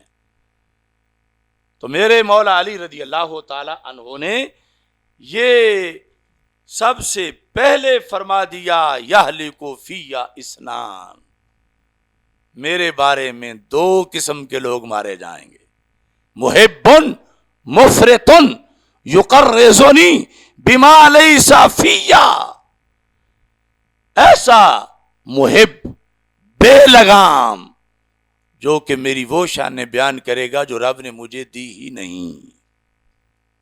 آج عوام میں معیار اہل بیت کو محب سمجھنے کا یہی ہے کہ اس طرح کے کفریات بکے تو کہا جائے گا کہ یہ تو بڑا بندہ محب اہل بیت ہے، نوکر زارا ہے رضی اللہ تعالیٰ عنہ، اور پتہ نہیں وہ دین کی کتنی سوداگری کر رہا ہے، فکر امام احمد رضا کو کتنا بیچ رہا ہے، بلکہ یہ تو نیچے کی بات ہے، قرآن بیچ رہا ہے، ایمان بیچ رہا ہے۔ اب اس بندے کو داد ملے گی قم سے، ایرانی سفارت خانے سے، ایرانی فنڈ خوروں سے، کہیں گے عالم تو یہ ہے اہل سنت میں، وہ نہیں کہیں گے کہ یہ رافضی ہے، چونکہ اگر رافضی تعارف ہو تو انہیں فائدہ نہیں پہنچاتا، اس سے بڑی چبلیں مارنے والے ان کے پاس کافی ہیں۔ سنی شو کر کے تو پھر اس کے ذریعے اہل سنت کو شکار کرنا، شکاری شکار کرتے وقت جن کو کرنا ہے ان میں سے ہی کسی کو چنتے ہیں، جیسے اس طرح یہ ایک نہیں بہت سے لوگ چنے گئے،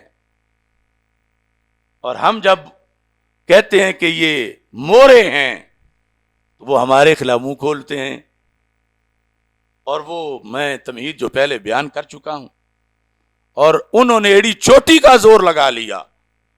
میں کہتا ہوں تم اگر آسمان سے کہیں الٹے لٹک کے بھی مجھے گستاخ زارا کہو تو میرے مزاج پر 1% بھی اثر نہیں کہ میری نظر گنبد خضرا کے مکین کی طرف ہے اور سیدہ پاک رضی اللہ تعالی عنہا کی شریعت کی طرف ہے۔ کہ اگر اتنی بات پر محافظ گر جائے تو پھر تو ہر چوری کامیاب ہو جائے، کہ ایسا کہیں گے تو یہ تو جان چھوڑ جائے گا، اور کتنے چھوڑ گئے اور بڑھاپے میں جا گرے گٹروں کے اندر۔ لیکن میں دعا یقیناً استقامت کی کرتا ہوں اللہ کے فضل کی، اور اس پر کوئی فخر نہیں، اور اللہ ایمان سلامت رکھے، مگر جس بات پر میں بول رہا ہوں مجھے 100 میں سے کروڑ فیصد یقین ہے کہ میں برحق بول رہا ہوں، اور میں قرآن و سنت کی ترجمانی میں بول رہا ہوں۔ اب یہ اس خطیب کی ایک آیت کے ساتھ زیادتی میں نے بیان کی، اور اس بھیڑیے پہ فرض ہے اور قرض ہے رد کر کے مجھے دکھائے کہ اس نے رافضیت پی ہے، رافضیت چاٹی ہے، رافضیت کھائی ہے، اور یہ رفض ہے جو اس نے بیان کیا، اور بے غیرت پھر سنیوں میں داد لیتا پھر رہا ہے۔ اب ایک دوسری بات، وہ بھی چھوٹی نہیں، میری طرف کوئی جھوٹ کی نسبت کرے تو مجھے غصہ آئے گا کہ میں نے تو یہ بات کی نہیں تھی، اس نے کیوں کہا، اور جو رسول پاک صلی اللہ علیہ وسلم کی طرف نسبت کرے اور بات ایسی ہو جو قرآن کی سینکڑوں آیات کے خلاف ہے، تو جن کے دل پہ قرآن اترا وہ خود ہی قرآن کے خلاف بولے، وہ بات بھی بڑی عجیب ہے۔ لیکن اگر میں بتائے بغیر کہ یہ خطرناک بات ہے بولوں، شاید آپ میں سے بھی کتنے سبحان اللہ کہیں، داد دیں کہ بات اچھی ہے، کیونکہ مزاج ایسا بن گیا ہے اس وقت، یعنی جو میں نے کہا نا کہ کشتی میں بیٹھے ہوئے بھنور کے اندر کشتی میں پھر رہی ہے، اور بچانے والے بچانے میں جان ہتھیلی پہ رکھ کے لگے ہوئے ہیں، اور اندر بیٹھے ہوئے کہ چھلانگ مار کے نکل کے گرنا چاہتے ہیں، کہ ان کو بھنور سے پیار اتنا آ گیا ہے، اتنا جہنم کی طرف جانا چاہتے ہیں۔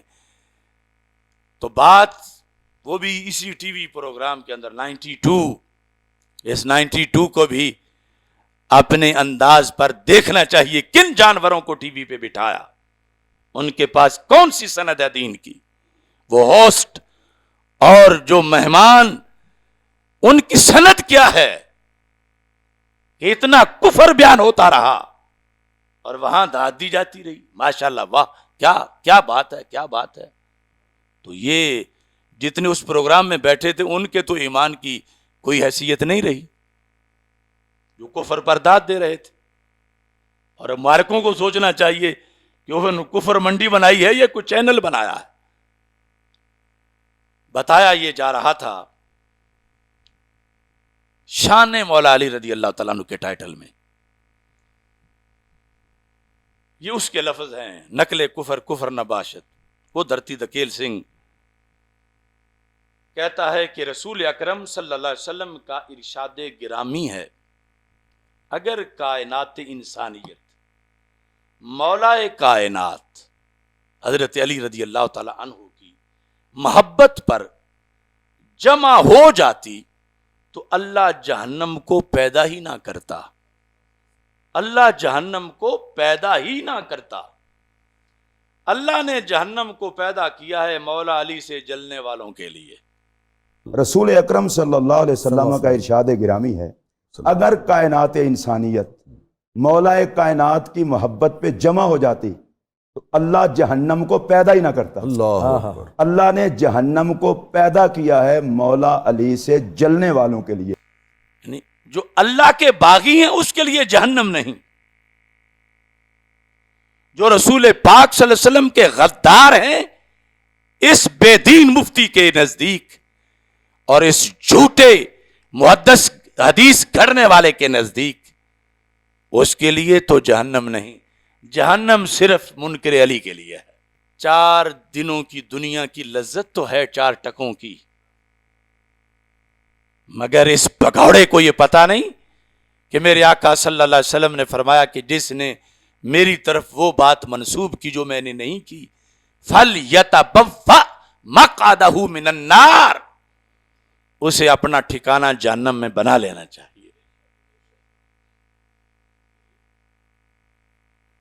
میں پوچھتا ہوں, اس کو دعوت دیتا ہوں, اور اس طرح کے سارے موذیوں کو, خواہ کوئی پیری کے روپ میں ہو, شیخ الحدیث ہونے کے روپ میں ہو, خطیب پاکستان ہونے کے روپ میں ہو, کوئی محب اہل بیت کا لبادہ اوڑھے ہوئے ہو, مجھے اس کا سنی ماخذ بتائیں کہ اہل سنت کے اصولوں میں یہ کہاں لکھا ہے. اہل سنت کی سیاستہ میں نہیں تو غیر سیاستہ میں, صحیح نہیں تو ضعیف حدیث ہی دکھا دو کہ سرکار نے یہ فرمایا ہو, اور سرکار کی طرف نسبت کر کے دھندا اپنا چلانا. ایسے ملعون کو چھوٹے ملعون ہیں. اور جب ہم دکھا دیں ننگا کر کے دیکھو یہ ہے چوری کر رہا, تو اب وہ ڈنڈے اٹھائے اس کے لونڈے گالیاں دیں اور اس سے ہماری صحت پہ اثر پڑے تو ہمارا عشق رسول کیا ہوگا. وہ بے شک الٹے ناچیں اور کہیں کہ یہ دیکھو نسبی بن گیا ہے, اس کو مروڑ ہے. میں کہا حب علی کے لحاظ سے تانے تو حضرت آدم علیہ السلام کو ملے ہوئے ہیں, ہمیں ملیں گے تو کیا ہوگا. اب دیکھو اس سے پتہ ہے کتنی آیات کا انکار لازم آتا ہے. ایک آیت کا انکار کفر ہے, صرف ایک آیت کا, ایک لفظ کا. اور یہ کھوتا خطیب, لفظ چھوٹے ہیں میں اس کا نام نہیں لینا چاہتا, یہ ہیں وہ بندر جو قرب قیامت میں جن کے ناچنے کا ذکر حدیثوں میں آیا. یہ وہ گند ہیں کہ اندر رفت سے پورا ڈھول بھرا ہوا ہے اور اوپر تھوڑا سا ٹائٹل اہل سنت کا لگایا ہوا ہے. اور ادارے پاکستان کے ایسے بگوتروں کو اوقاف کے سٹیجوں پر اہل سنت کی نمائندگی کے حق نہ دیں. ابھی عرس آ رہا ہے داتا صاحب کا, وہی کھوتا وہاں پہ اسٹیج سیکرٹری کرنے کے لیے کھڑا ہو جائے گا. تو میں اوقاف سے کہتا ہوں پہلے اس گدھے سے اس کفر کا ثبوت لو پھر اسے چڑھنے دو, ورنہ اگر اس کو کسی نے پنچر تک کر دیا کسی محب نے وہاں پر، تو پھر نہ کہتے رہنا۔ اتنا بڑا دجل اور مکر کر کے پھر ہاں جو کچھ ہے اس پلیٹ فارم پر رفضی کہلوائیں اور رفضی جو کر رہے ہیں وہ کرتے رہیں۔ داتا کا سٹیج ہو اور ایسے کتے رافضی اور اس طرح کے دیگر کتے رافضی وہاں بھونکیں، یہ اہل سنت کو ہرگز برداشت نہیں۔ اس سلسلے میں اوقاف کو اور اوقاف کے اندر چھپے ہوئے بھیڑیے، خواہ وہ داتا دربار کا خطیب ہو بغیرت، خواہ اس کا ڈائریکٹر ہو، اپنا ایمان اہل سنت کے معتقدات سے ثابت کریں۔ یہ نہیں کہ جس لایا گلی اسے ناڑی چلی، کبھی کسی امام باڑے میں گئے ہوئے ہیں اور کبھی داتا کے نوکر بن کے کھڑے ہیں۔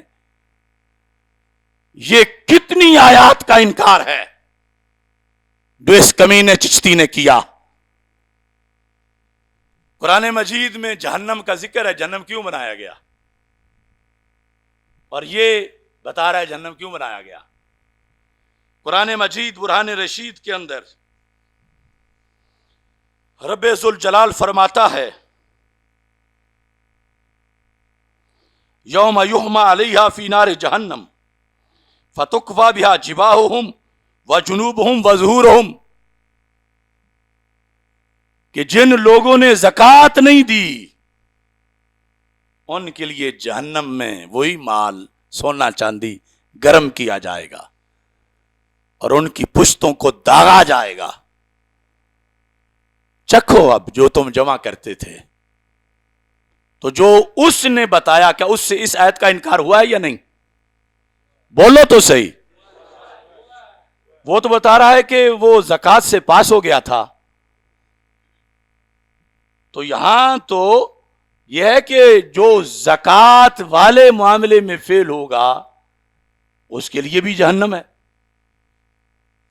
اور پھر اللہ تعالیٰ قرآن مجید میں فرماتا ہے فَادْخُلُوا أَبْوَابَ جَهَنَّمَ خَالِدِينَ فِيهَا فَلَبِئْسَ مَثْوَى الْمُتَكَبِّرِينَ۔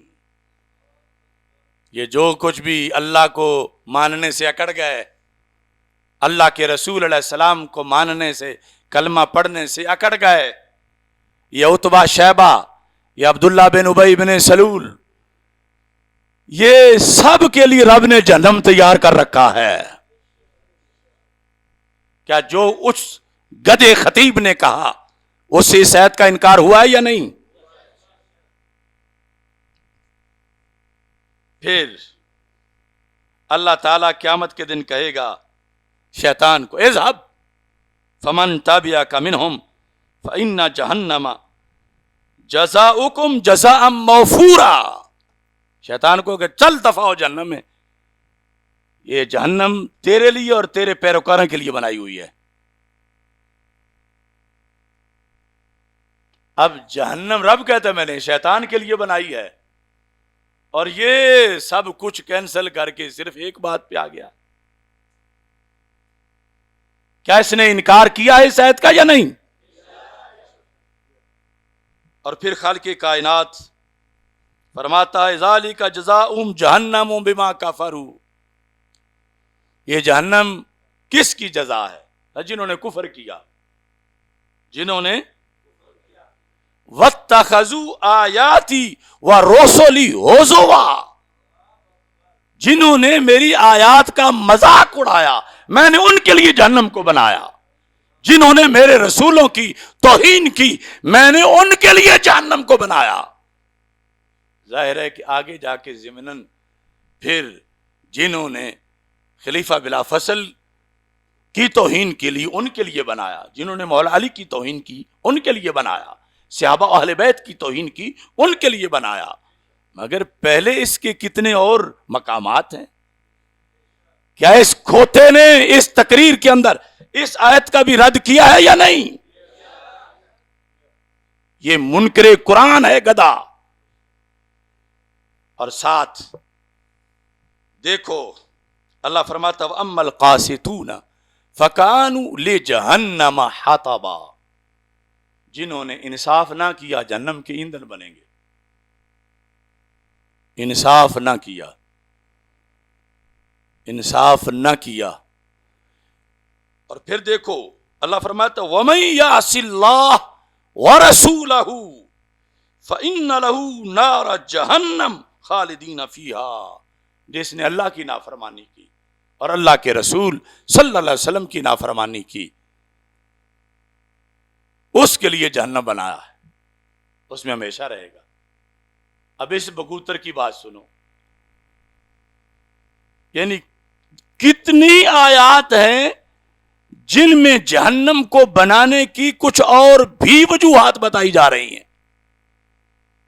یقیناً ضمن میں جا کے آخر میں جیسے دیگر اولیاء کا تذکرہ ہے تو صحابہ اہل بیت رضی اللہ تعالی عنہم ان کی ناموس اور محبت کا بھی تذکرہ ضمن میں آئے گا. مگر یہ جہنم تو رب نے کتنی آیات میں اس کے کتنے مقاصد بتائے ہیں، اور جو وہ کہہ رہا ہے وہ کسی آیت میں نہیں، کسی حدیث میں نہیں. اور خانہ ساز حدیث گھڑ کے، اور لطف یہ جنہوں نے گھڑی وہ بھی اس طرح گھڑنے کے قائل نہیں جس طرح اس نے بیان کی. اور اس امت سے پہلے، چلو یہ امت کے اس کے لحاظ سے آیات میں نے پڑھی، جو حضرت آدم علیہ السلام کا منکر تھا کیا جہنم کا مستحق نہیں؟ جو حضرت نوح علیہ السلام کا منکر تھا کیا جہنم کا مستحق نہیں؟ جو حضرت داؤد علیہ السلام، یحییٰ علیہ السلام، سلیمان علیہ السلام، مختلف امتوں میں جو اللہ کے منکر تھے، اللہ کے رسولوں کے منکر تھے، وحی کے منکر تھے، کیا ان سب کا کوئی معاملہ ہی نہیں تھا کہ جہنم بنایا جاتا؟ یہ تو جہنم کب سے بنا، کس کس کے لیے بنا؟ یہ تو صورتوں کا انکار ہے، صرف آیات کا نہیں. تو اس بندے کا دین کہاں ہے، سنیت کہاں ہے، قرآن پر ایمان کہاں ہے؟ اور وقت تھوڑا ہے، میں بتاؤں اس نے یہ بات کہاں سے لی. یہ وہ کوڑ ہے جو طاہر القادری منحوس نے شروع کیا. اس کی یہ صلاحیت تھی کہ غیروں کی کتابیں کچھ پڑھ لیتا تھا. یہ ٹٹو وہ بولا ہوا آگے روایت کرتے ہیں، اور پھر روایت کرنے میں جھوٹ میں بھی پھر جھوٹ بولتے ہوئے بھول جاتے ہیں. یہ سب سے پہلے کفریہ بات باقر مجلسی نے کی، ملا باقر مجلسی، روافظ کا سرغنہ، کوئی چھوٹا موٹا نہیں، سرغنہ ان کا. اس نے حیات القلوب کے اندر جو اس کے بقول سیرت کی کتاب ہے، سیرت رسول صلی اللہ علیہ وسلم، اس کے اندر جلد نمبر 2 صفحہ نمبر 298 پہ اس نے. اور میں غلام حافظ الحدیث، میں نے طالب علمی کے زمانے کی یہ کتابیں رکھی، یعنی ان پر جو نمبرنگ کی ہے اور مور میری لگی ہوئی ہے، یہ مولانا عابد جلالی صاحب رحمۃ اللہ علیہ نے. جب میں بغداد شریف میں پڑھ رہا تھا تو میری لائبریری ان کے پاس تھی، یہ انہوں نے اس وقت مور لگائی اور یہ اس کتاب کا نمبر لکھا. یہاں انہوں نے جو جھوٹ لکھا وہ اس طرح لکھا کہ معراج کی رات فرشتوں نے رسول اکرم صلی اللہ علیہ وسلم سے کہا، یعنی یہ جھوٹے بھی یہ جرت نہیں کر سکے کہ سرکار نے فرمایا. جو یہ کہتا ہے کہ رسول پاک صلی اللہ علیہ وسلم نے فرمایا، ان جھوٹوں نے بھی یہ کہا. کیا کہا؟ گفتند اگر جمع می شدند امت تو، سرکار سے کہہ رہے تھے بقول ان گڑھنتو لوگوں کے کہ فرشتے معراج کی رات رسول پاک صلی اللہ علیہ وسلم سے کہہ رہے تھے. یہ اوپر ٹائٹل ہے در بیان معراج حضرت صلی اللہ علیہ وسلم. فرشتے کہہ رہے تھے کیا؟ اگر جمع می شدن امت تو بر محبت علی خدا جہنم را نمی آفرید. اگر تمہاری امت محبت علی رضی اللہ تعالی عنہ پر جمع ہو جاتی تو اللہ جہنم پیدا نہ کرتا۔ اب ان لوگوں کا تو کوئی سر پیر نہیں، یہ تو روزانہ ساری آیتوں کا انکار کرتے ہیں، لیکن اس بگوتر کو تو دیکھنا چاہیے تھا کہ وہ اس بات کو کہیں سنی ماخذ سے تو ڈھونڈتا، یا اس پر جو اعتراض ہوتے ہیں وہ ساری آیات جہنم کے لحاظ سے جو ہیں کہ رب نے جہنم کس کے لیے پیدا کی، کس کے لیے پیدا کی، تو مطلب یہ اصل مسئلہ صرف یہی تھا کہ اگر اس امت نے جہنم پر متفق ہو جانا ہوتا تو جو پہلی امتوں کے باغی تھے کیا ان کو سزا دینا ضروری نہیں تھا؟ تو جہنم تو پھر بھی ہوتا، اور ہے وہ عدت شروع سے تیار کیا گیا ہے۔ سینکڑوں آیات کا انکار اس بات میں بھی اس کھوتے نے کیا، اور اس پر بھی میزبان داد دے رہا ہے، اور سرکار کی طرف گھڑ کے بات کی جا رہی ہے۔ چیلنج ہے میرا، دکھائیں کہاں سرکار نے فرمایا۔ قیامت تک روافض اور یہ جو مترفضہ ہیں دلیل نہیں دے سکتے، صرف اس پہ لوگوں سے داد مل سکتی ہے، وہ لوگ کہ جن کا کوئی نظریاتی کسی سے تعلق نہیں۔ یہ صورتحال ہے اہل سنت میں۔ اب ان باتوں کا رد نہ کریں تو یہ زہر ہے جو پورے معاشرے میں پھیلتا جا رہا ہے، یہ رفض ہے، یہ زہر ہے جس کے اوپر تھوڑا سا شہد لگا کے محبت علی کا کھلایا جا رہا ہے۔ اگر بیان نہ کریں تو قوم مرتی ہے، اگر بیان کریں تو اپنا آپ زخمی ہوتا ہے۔ تو مومن اپنے ذاتی مفادات تو قربان کر سکتا ہے، اپنے ملی مفادات کی قربانی نہیں دے سکتا۔ اور یہ دعوت ہے میری سارے سوئے ہوئے مفتیوں کو، دعوت ہے سارے سوئے ہوئے پیروں کو، دعوت ہے سارے سوئے ہوئے خطیبوں کو کہ جاگیں۔ اگر خود ایسا دھندا نہیں کر رہے تو چھٹکارا تو پھر بھی نہیں ہوگا کہ دھندا کرنے والے جب ملت کی کشتی میں سوراخ کرتے رہے تو تم نے کیوں نہ ہاتھ پکڑا ان کا، کیونکہ ڈوبیں گے تو سب ڈوبیں گے۔ تو اس بنیاد پر میں پھر کہوں گا، سونا جنگل رات اندھیری، چھائی بدلی کالی ہے، سونے والو جاگتے رہنا، چوروں کی رکھوالی ہے۔ یہ بڑے بڑے لوگ بلا وجہ نہیں گر رہے۔ عبد القادر شاہ کے قدموں میں اب لائن لگی ہوئی ہے، لائن لگی ہوئی ہے، اور جنازے کے موقع پہ فرنٹ لائن پہ کھڑے ہوئے وہ بڑے بڑے مصلحین جن کو ہم پتہ نہیں کیا سمجھتے تھے، وہ بھی ننگے ہو گئے جب اسی گرو کی حمایت میں کھڑے ہو کر بیان دے رہے تھے۔ اور پھر جن کے رفض کی نشاندہی ہم نے گزشتہ 1 سال کی تھی، ہم کوئی ولی نہیں، کوئی کرامت نہیں ہماری، مگر یہ قسمت ہے اہل سنت کی کہ وہ رفض کے گٹڑوں میں گرتے ہوئے نظر آ رہے۔ اعلانیہ